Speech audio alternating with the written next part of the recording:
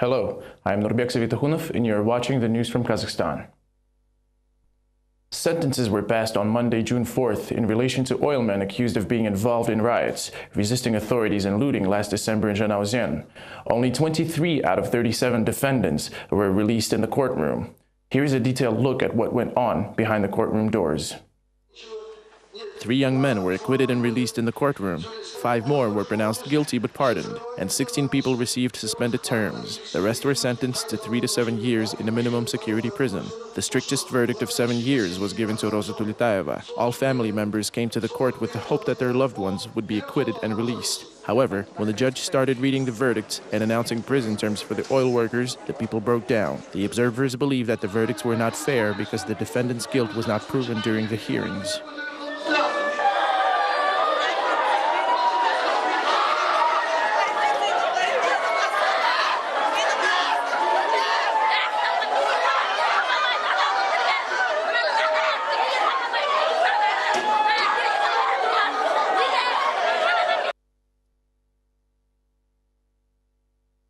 The verdict over mass riots in Zhanaozen, June 4, 2012, 37 defendants, all charged with taking part in riots per Article 241 of the Criminal Code of Kazakhstan.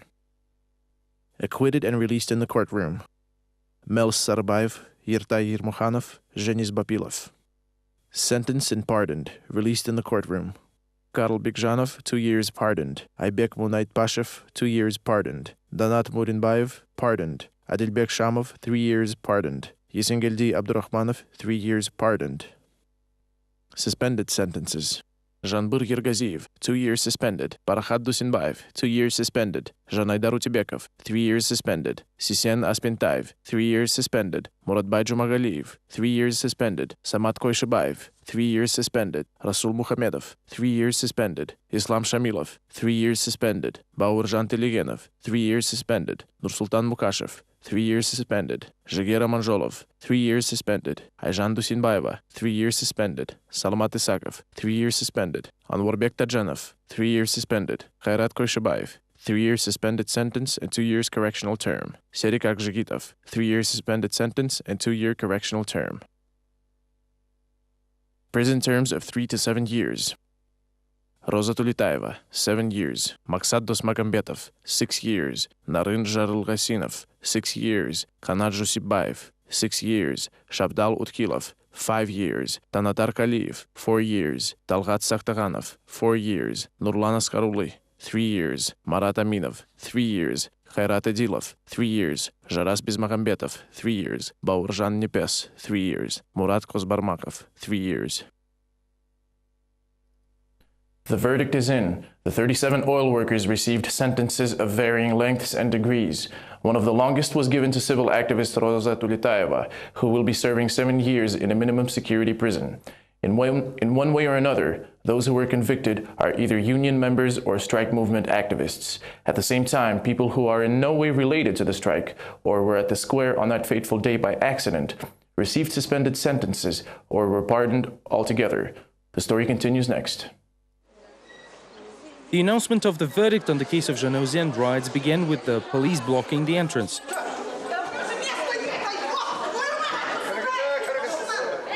Officers maintaining order after a small incident in the hall of the Aktau Youth Palace, serving as a temporary courtroom, began to let people inside in small groups. This has outraged Mangistau residents even more, as there were too many of them.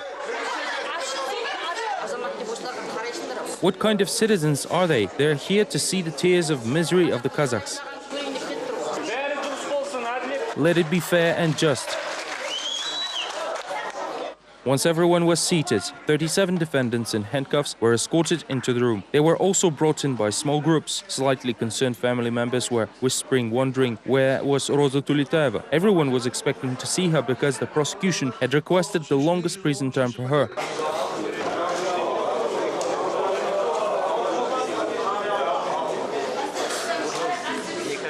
Judge Aralbay Nagashibаев proceeded to read the final conclusion of the court. Everything went quiet and there were no signs of trouble until the judge focused on the acts allegedly committed by Tulitaeva, Saktaganov, Utkilov, Kaliyev and Dasmagambetov. That's when the families who until now observed the order in the court started losing it. Right then, the fate of the most active participants of Zhanaozian strike who demanded their wages at the Alan Square for so long became obvious. On December 16, 2011, defendant Saktaganov gathered people, including oil workers, in order to organize riots. Thus, he committed an act of crime by instigating people to rebel against the police. After shocking the people who were already on the verge, the judge proceeded with the verdict. Mangistau residents who lost all hopes for the justice hid their faces until the ruling was delivered. Some were relieved to hear they were acquitted, while others received prison terms. Yertai Ermukhanov and his cellmates Zhenis Bapilov and Mils Sarybayev were all released in the courtroom due to the lack of evidence.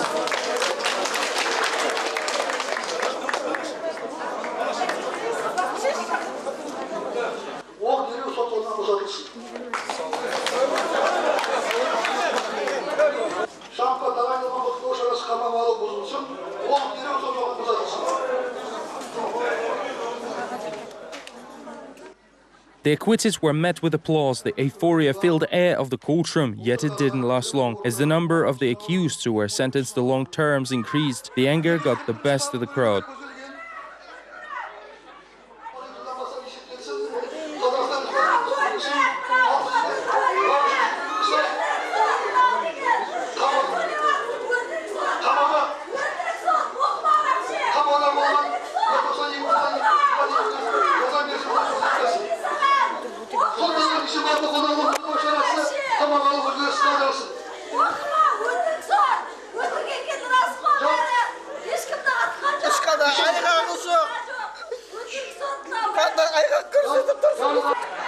Judge Nagashibаев was not able to finish his speech and had to leave the courtroom.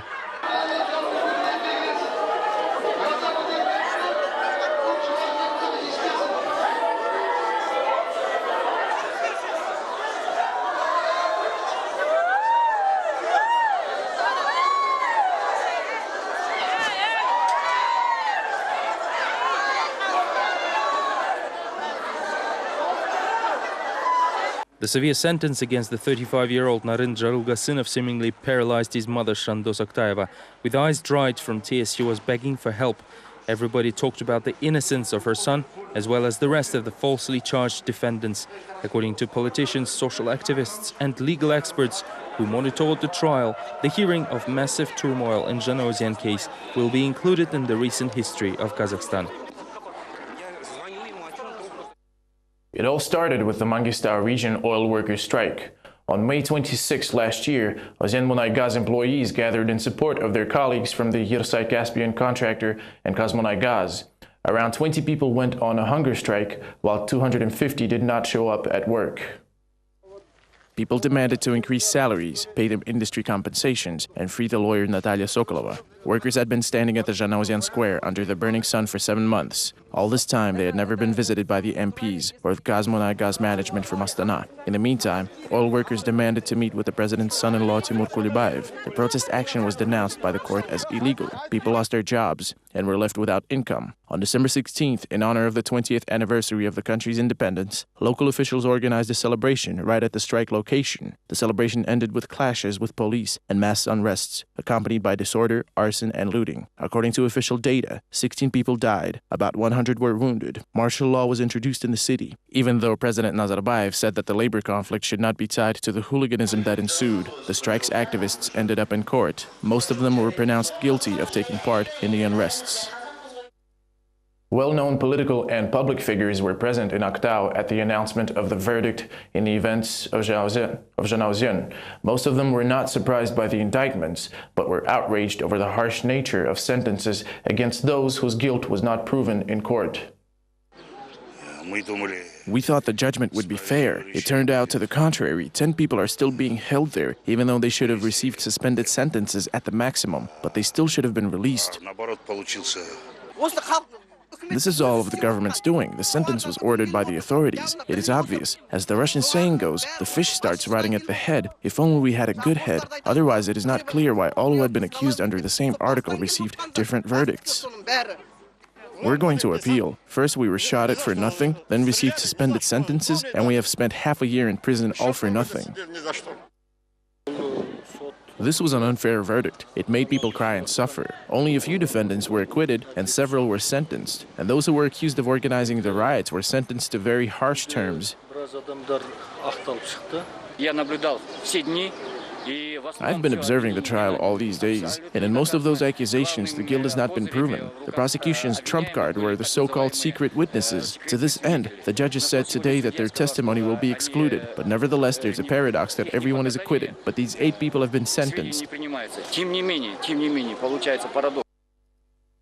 Human rights activist Yevgeny Zhovtis notes that in order for the verdict to satisfy everyone, 3 main rules had to be maintained: the rule of law, reason, and justice. The reaction from the public and observers indicate these rules were violated. In fact, these violations occurred at the stage when allegations of torture were ignored and key questions were left unanswered.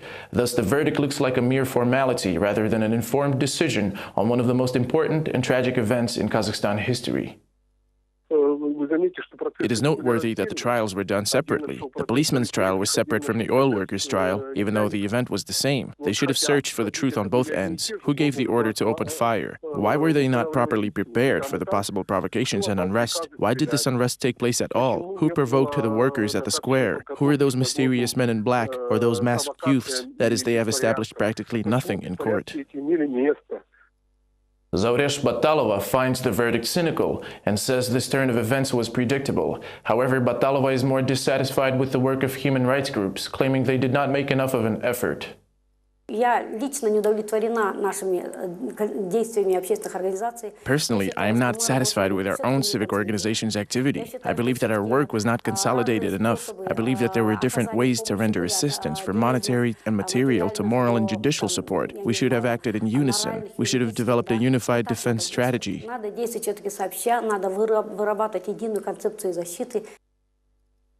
Public activists and politicians from Almaty also believe that the Aktau verdict was not just and fair. According to them, the investigation failed to present enough evidence, while many questions over the tragedy of December 16th remained unanswered. Here is an attempt to answer some of them. Concerning this verdict, I believe the prosecution did not present enough evidences of their guilt. There was some random evidence, but it was not enough to reconstruct the whole picture of the event. We still don't know who should be blamed for what happened in Zhanaozen, whether it was a provocation, and who were those men in black. During his visit to Zhanaozen after the massacre, the president clearly told the nation, as well as international political community, that the oil workers were right to demand higher wages. Thus, we were not expecting trials over survivors, especially since so many were killed. In fact, the very trial against those who survived contradicts the president's statement.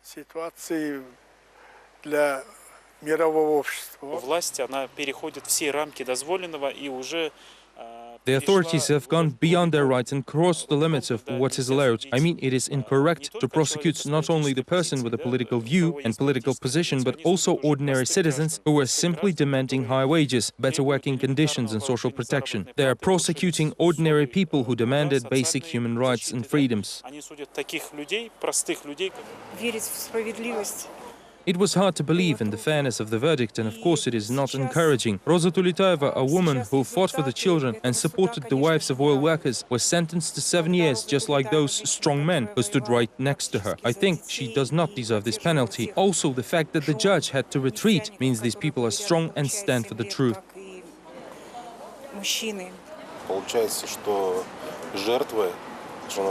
Apparently, the victims of Zhanaozen events received longer sentences than the murderers. On the one hand, I must say it was expected. Kazakhstan is not surprising with these long sentences for a large number of people. On the other hand, it is certainly a continuation of the tragedy that started in December of 2011. Unfortunately, it is far from over because the trial over Tulitaeva, charged with incitement of social hatred, is not far away, and she might receive the same sentence as she received at this trial. It is unlikely that we can rely on the objectivity of the judge, since political forces are behind this process. This wasn't a trial over these oil workers. The authorities announced the verdict for themselves because the government itself caused these things. The trial of Zhanaozen riots was not covered by official media. This led to the fact that many citizens of the country are simply uninformed about the details of the proceedings. Nevertheless, people still learned about the verdict. Here's the opinion of residents of Karaganda, a city in the region which also quite often becomes the hotbed for metallurgists and miners' strikes. I'd punish Ozen city administration for their mistakes in working with civilians and for allowing civilian deaths.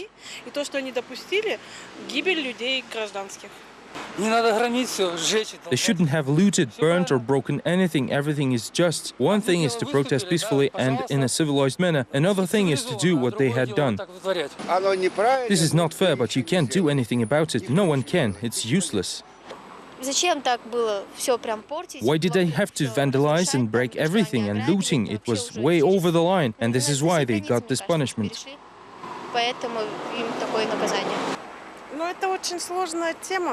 This is a very complicated matter. I think not everyone was guilty there. This is why it is difficult for me to judge. We were not there, we were not present there, so I can't really say anything about it.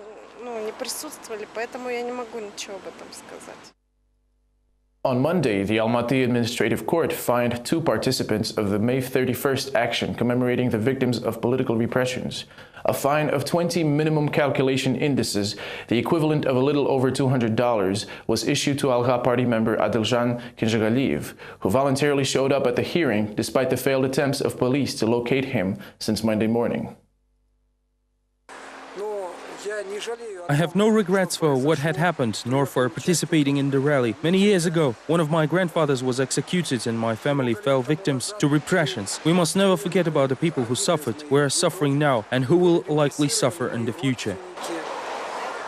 Bahit Tumenova, the head of Amansauluk Foundation, has to pay the state treasury a fine of 50 minimum calculation indexes, which is a little more than $500 for taking part in an unauthorized rally. The activist opposed the court's decision to impose a fine, as May 31st is the National Day of Grief, approved by the president's decree. Otherwise, all participants in the memorial action on the day should have been brought to trial.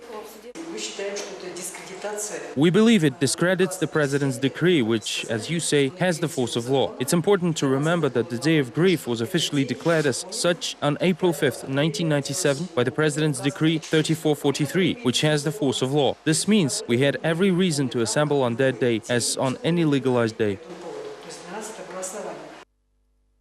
The situation with trade union members and public activists' safety is worsening in Kazakhstan.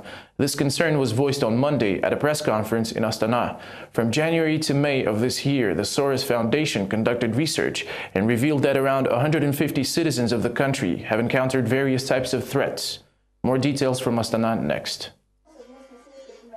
149 people were subjected to threats and suppression in Kazakhstan in 5 months of this year. As noted by the Soros Foundation, all cases involved human rights activists. Union leaders as well as public figures and journalists suffer the most, research data says. The number of people who receive threats increases monthly by 2 or 3 dozens. Talas Akimbayev is the first on the list of oppressed human rights activists because his case is underway since last year. Next is Vadim Kuramshin, who is followed by Sergei Utkin, Evgeny Zhovtis, Pokusov, Evgeny Tsai and Sergei Bajanov.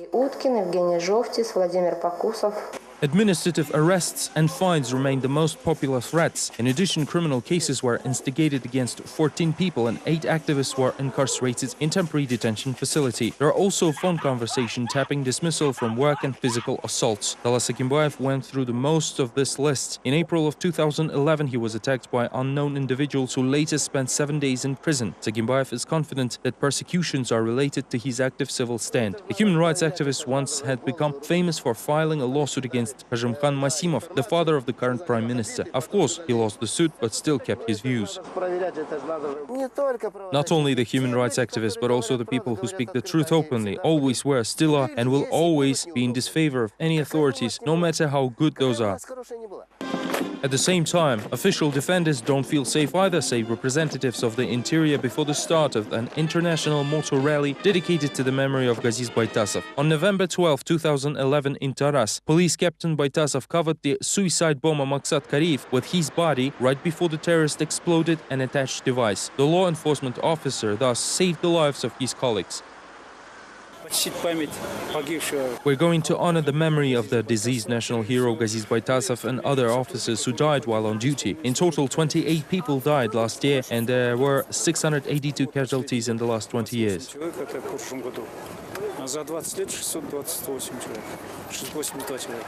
In the meantime, human rights activists appeal to the country's authorities. They refer to the UN declaration demanding to investigate every case of an attack or pressure on their colleagues, emphasizing that the level of freedom and democracy in the country could be judged by the level of security of civil society activists.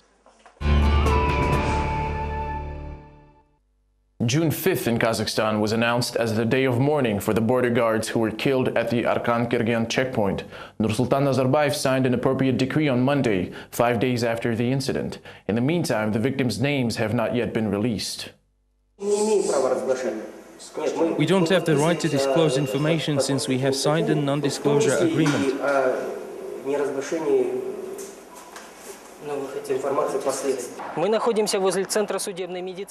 We're standing near the Forensic Medicine Center, which, according to some sources, the corpses of border guards who died at the Arkan-Kergen border checkpoint were brought for genetic examination. However, the administration of the center is reluctant to share information and denies to confirm the fact. The names of the victims are still not revealed, although it has been 5 days since the day of their discovery at the burned border checkpoint. Eventually, the forensic experts said the remains were taken to the National Center for Emergency Aid. The deputy director of the center, Ruslan Satyvaldeyev, confirmed that his staff indeed examined the bodies and conducted the autopsies, after which the remains were taken to the morgue of the Forensic Medicine Center. At the moment, experts are not rushing to announce the cause of death, the nature of injuries and other details of the case.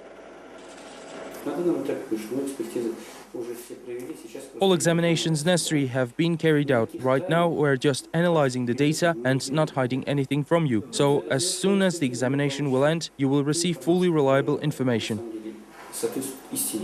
The number of theories of the event is multiplying while the investigation committee keeps silent. Still, the main theory remains the attack, although there is no information about individuals who attacked the checkpoints and their reasons. There is a view that the massacre could have been an attempt to disrupt the upcoming summit of the Shanghai Cooperation Organization in Beijing, where nations' leaders intend to discuss regional security issues. In the meantime, Russian experts believe the tragedy at the Kazakh-Chinese border is a blow to the country's reputation. The diplomatic department, however, refuses to comment on this statement.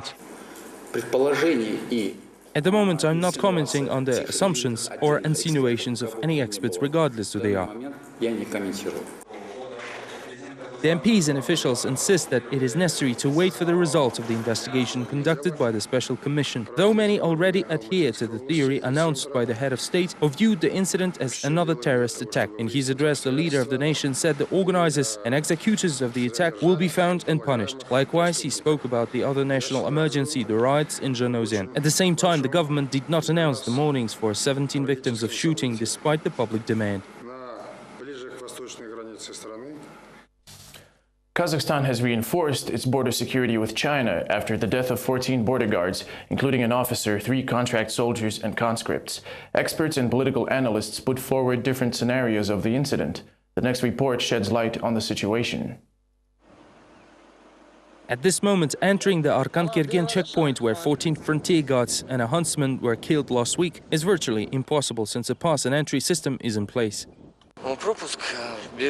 If you want to enter a border area, you need to get a border pass either from the border detachment or from the command post. And if they don't grant you one, then I'm sorry, but those are the rules.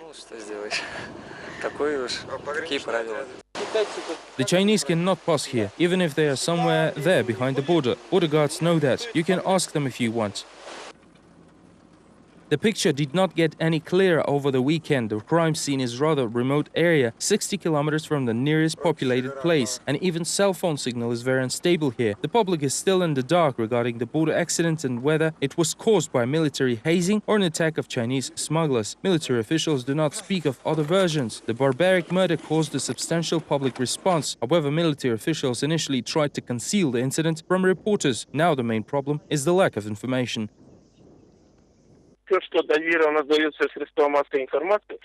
We don't have anything to add to the information already released by the press. Like the facts, there was no alcohol found in victims' blood. There is no other information. Regarding the president's statement that it could have been a terrorist attack, we certainly don't rule out this version as well. In total, there are 2 or 3 other leads we're now working on, although I'm not in position to tell you more.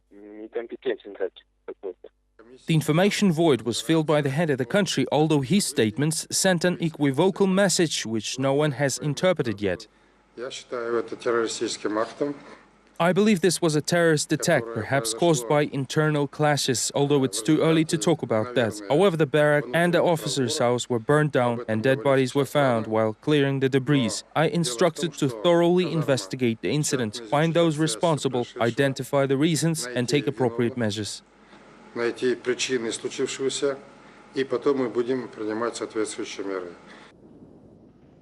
Many experts and political analysts are trying to understand what has really happened on the Kazakh-Chinese border. Perhaps the least convincing assumption involves trespassers from China who were gathering herbs and deer horns and then somehow managed to overpower an entire mobile team of armed soldiers. The version about one of the soldiers who is still missing, killing 15 others, does not sound any more convincing.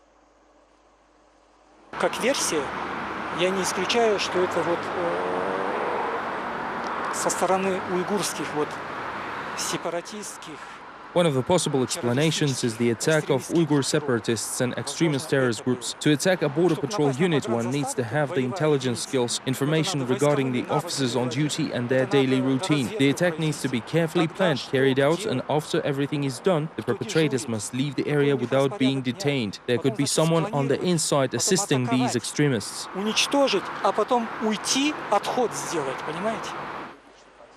Political analyst Rasul Jumali has reason to believe that third forces were involved in the tragic events of the Gorny checkpoint. Kazakhstan's fruitful and successful relations with its neighbors have long been a trouble for some. For the sake of the example, the expert refers to Afghanistan, a state that has long become a hotbed of terrorists. У Казахстана сложились достаточно теплые добрососедские отношения по всему внешнему периметру наших границ. Kazakhstan is enjoying good neighborly relations with all of its neighboring countries, including Russia, China, and Central Asian states. Someone might not like it in political and strategic terms. Perhaps we're dealing with some criminal and extremist groups which exist within or outside of Kazakh borders. Нашим внешним границам. Скорее всего, мы имеем дело с какими-то криминальными, экстремистскими группами. Kazakhstan journalist Yaroslav Krasienko and ardent Nazarbayev promoter immediately took up the president's point of view. However, he added that the president's words should not be interpreted directly. Terrorist acts mentioned by Nazarbayev do not have anything to do with Xinjiang Uyghur Autonomous Region or Wahhabi groups or others, he wrote on his blog devoted to geopolitics. The incident at the Arkan-Kirgen checkpoint under the control of Ucharal Border Patrol Unit is most likely an ordinary crime. At the same time, it is a crime of unprecedented scale and is most likely related to gang violence. I don't believe it was sabotage, organized assault of trained insurgents or terrorist groups. Experts from Russia are also keeping an eye on the incident which took place at the Kazakh-Chinese border. Arkady Dubnov, an international observer with the newspaper Moscow News, referred to the incident as a blockbuster emergency. He, however, did not see any signs of terrorism there. I don't quite understand the concept of terrorism when it's not clear why it happened. Apparently, Nazarbayev expanded the list of terrorism classifications since he included military hazing there.